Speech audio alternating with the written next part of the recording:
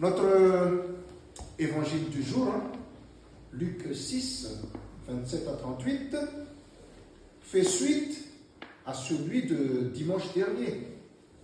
Il nous invite encore à faire un examen de conscience. Jésus dit, en Luc 6, 27, Jésus dit, « Aimez vos ennemis, faites du bien à ceux qui vous haïssent, bénissez ceux qui vous maudissent et priez pour ceux qui vous maltraitent. » Ces paroles de Jésus sont dures et difficiles à entendre. Comment aimer des personnes qui nous exaspèrent constamment? Comment aimer ses ennemis? Qui peut réellement y arriver? Et est-ce même possible? Telle est la question. Aimez vos ennemis. Tout repose sur cette phrase paradoxale. Aimez vos ennemis. On appelle cela un oxymore. C'est un procédé littéraire consistant à associer des termes apparemment opposés, comme ici, les mots aimer et ennemi. En fait, logiquement, si c'est mon ennemi, je ne peux pas l'aimer. Et si je l'aime, il ne peut plus être mon ennemi, mais plutôt mon ami. Du point de vue humain, donc, les commandements de Jésus paraissent tout simplement irréalisables et dépourvus de sens. Parce que rendre le mal pour le mal. Rendre le mal pour le mal est une attitude courante dans notre monde.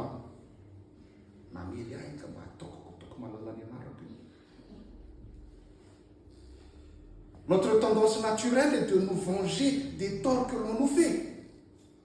Cependant, nous sommes tous d'accord sur ce point.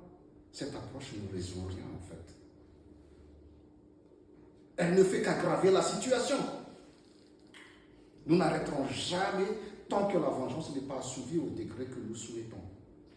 Est-ce que nous connaissons ce degré aussi? Le problème est que quand on répond par la vengeance, on peut en retirer un certain plaisir des fois. Nous pourrions même éprouver une forme perverse de satisfaction en observant notre adversaire souffrir. Cette spirale de violence et de mépris ne s'arrête jamais. Elle s'intensifie au point où des actes irréversibles sont commis en fait. Si vous voulez, en agissant comme tel, nous construisons notre propre prison. Donc, à un moment donné, si nous voulons que les choses changent, je dis bien si nous voulons que les choses changent, il nous faudra mettre fin à ce cycle de violence. C'est-à-dire, l'une des deux parties devra prendre la décision d'essayer de changer les choses.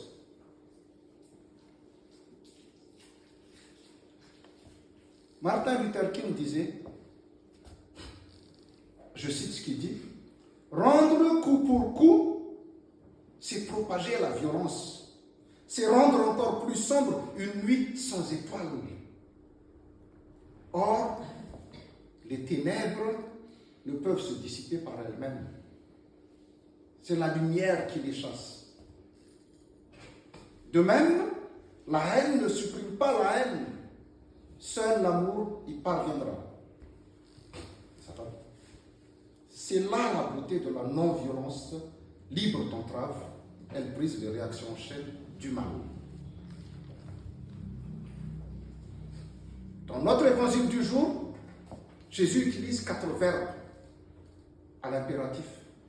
3 concernent le cœur et la parole. C'est aimer, bénir et prier. Et 1 concerne l'action, faire du bien. Et si on suit encore ce beau texte, au verset 31, Jésus fixe la règle d'or. Il dit, faites pour les autres exactement ce que vous voulez qu'ils fassent pour vous. Qu'on peut interpréter aussi par ne fais à personne ce que tu détestes toi-même. Le problème, c'est quoi? Pourquoi on n'y arrive pas? Le problème, c'est que la plupart des gens laissent leurs émotions prendre le dessus sur leur raisonnement, en fait. Analysez simplement la conversation de ces gens-là. Elle tourne principalement autour de leurs sentiments, visant toujours à imposer leur point de vue, à prouver qu'ils ont raison et que les autres ont tort. Est-ce qu'il nous arrive au moins dans notre vie, de nous demander si nous servons plutôt le Dieu de nos émotions que celui de la Bible? C'est lequel de ces deux-là qu'on sert en fait? Le Dieu de nos émotions ou le Dieu de la Bible? Il est peut-être difficile pour moi ou pour certaines personnes de ressentir de l'affection pour quelqu'un qui me déteste et qui m'agresse constamment. Cependant, je peux prier pour eux. Je peux leur souhaiter le meilleur et leur faire du bien sans qu'ils ne le sachent. C'est à nous, en fait, c'est à chacun de nous de décider de suivre la volonté de Dieu pour notre vie et de ne pas laisser nos émotions dicter nos actions. C'est ça le problème, en fait, parce qu'on laisse nos émotions dicter nos actions, en fait. Ne laissons plus nos humeurs nous dicter notre conduite. Après, il y a aussi des gens très négatifs. Ça existe, ça. Très négatifs, incapables d'aligner de pensées positives. Mais toutefois, la décision nous appartient. La décision appartient à chacun de nous. Le premier livre de Samuel, notre première lecture, rapporte que David a eu l'opportunité par 2 fois d'assassiner Saül, son persécuteur, déterminé à le tuer. Une fois au verset 24 et une fois dans notre texte du jour. Pourtant, il ne l'a pas fait. Pour David, en fait, éliminer Saül est une affaire entre Dieu et Saül. Ce n'est pas sa responsabilité. Il laisse le soin à Dieu de régler le problème. Il laisse le soin à Dieu de régler le problème. Et dans notre passage de l'évangile d'aujourd'hui, Jésus nous exhorte ici à la non-violence. Tendre notre joue et ne pas s'opposer à ce qu'on nous prenne notre tunique. C'est encore une autre histoire. Pour nous, cela semble impossible. Je ne sais pas si quelqu'un me gifle, est-ce que je vais répondre ou je vais lui donner l'autre aussi, vas-y, tant que tu y es. Je ne sais pas. Mais Jésus l'a fait. Et a démontré que c'est faisable. Bon, si vous regardez bien l'évangile, quand il n'a pas attendu l'autre jour, quand un garde l'a frappé lors de son procès. Un garde l'a frappé au visage pendant son procès. Il n'a pas attendu l'autre jour, mais il a quoi? Il a fait encore mieux. Il a donné sa vie. Au lieu de tendre l'autre jour, il a donné sa vie. Et les soldats qui l'ont crucifié ont partagé ses vêtements aussi entre eux. C'est que c'est faisable. Vous allez me dire, oui, c'est Jésus. On n'est pas Jésus. Mais si Jésus vit en nous, on peut le faire. L'exemple de David et de Saül peut aussi nous apporter un élément de réponse à la question pourquoi est-il si difficile pour nous d'obéir aux paroles de Jésus qui nous demande d'aimer nos ennemis. En fait, là, on sait pourquoi. C'est tellement difficile pour chacun de nous d'aimer nos ennemis. Parce que, tout simplement parce que dans la plupart des cas, On peut même dire, moi je pense que même dans 98% des cas, nos ennemis d'aujourd'hui étaient des gens très proches de nous autrefois. Hein, qui nous ont offensés et blessés profondément. Ce qui a fait disparaître notre confiance envers eux. C'est pour ça qu'on a du mal. Nos ennemis sont rarement des gens qui vivent à l'autre bout du monde. C'est des gens que nous avons côtoyés tout au long de l'année, par exemple, des fois. Frères et sœurs, ces commandements de Jésus sont impossibles à respecter si Dieu n'exerce pas un contrôle absolu sur nos vies. Ces attitudes que Jésus nous invite à suivre dépassent nos capacités humaines. Elles nous mettent mal à l'aise, car nous avons souvent du mal à retenir notre réaction explosive. Nous n'arrivons pas à les pardonner parce que nous n'arrêtons pas de parler d'eux aussi. À un moment donné, il faut arrêter de parler d'eux. Vis ta vie, arrête de parler d'eux. Nous ne cessons pas de rappeler combien ils ou elles nous ont fait du mal.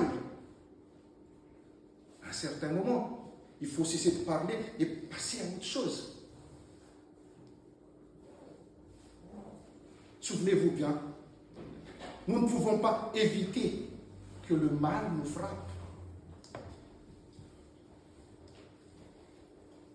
Mais nous pouvons toujours le surmonter. Nous ne pouvons pas empêcher le diable de nous attaquer, mais nous pouvons le vaincre à chaque fois.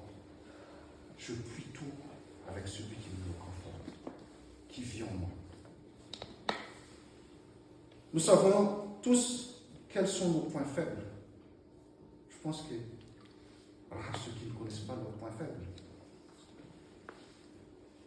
Nous savons tous nos points faibles, en fait. Mais est-ce que nous y travaillons? C'est là le problème. Miezaka vetika anatsara an'izay point faible antsika izay. Travailler là-dessus. Nous savons quels sont nos points faibles, mais en travaillant chaque jour à les améliorer, même d'1%, 1% par jour, il faut se néguer. Nous verrons rapidement des résultats positifs. Tu essaies de t'améliorer de 1% par jour. Ne cherchons pas le spectaculaire, parce que nous, souvent, on cherche le spectaculaire, on veut que ce soit comme ça tout de suite. Ne cherchons pas le spectaculaire tout de suite. Laissons-nous tout simplement transformer par l'Esprit de Dieu. Laissons Jésus régner dans notre vie. C'est ce qu'on attend de nous. Frères et sœurs, ne soyons pas obnubilés par le tort qu'on nous a fait. Cela nous empêche de pardonner. Cela nous empêche d'aller voir les gens, je ne dirais même pas ennemis, mais les gens, les adversaires. Si Jésus nous demande d'aimer nos ennemis, de leur faire du bien, de les bénir et de prier pour eux, c'est qu'il croit que nous en avons la capacité. Nous en avons la capacité. Il est possible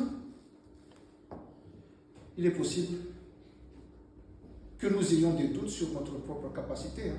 Mais rappelons-nous que d'autres individus ont déjà réussi à le faire.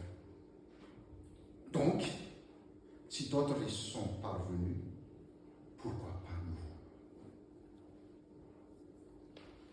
Pourquoi pas nous, en sortant d'ici, que chacun lui, pourquoi pas moi? Est-ce que je le veux vraiment? Qu'est-ce qui nous empêche d'aller voir ces gens-là? Qu'est-ce qui nous empêche de les pardonner? C'est tout simplement parce qu'on ne sait pas ce qu'on veut. Qu'est-ce que tu veux vraiment? Tu veux pardonner? Tu veux aller les voir? Ou est-ce que tu leur veux du mal? On ne sait pas ce qu'on veut en fait. Pourquoi pas nous? Pourquoi pas moi? Que la grâce de notre Seigneur Jésus-Christ, l'amour de Dieu et la communion de Saint-Esprit soient avec vous tous. Amen.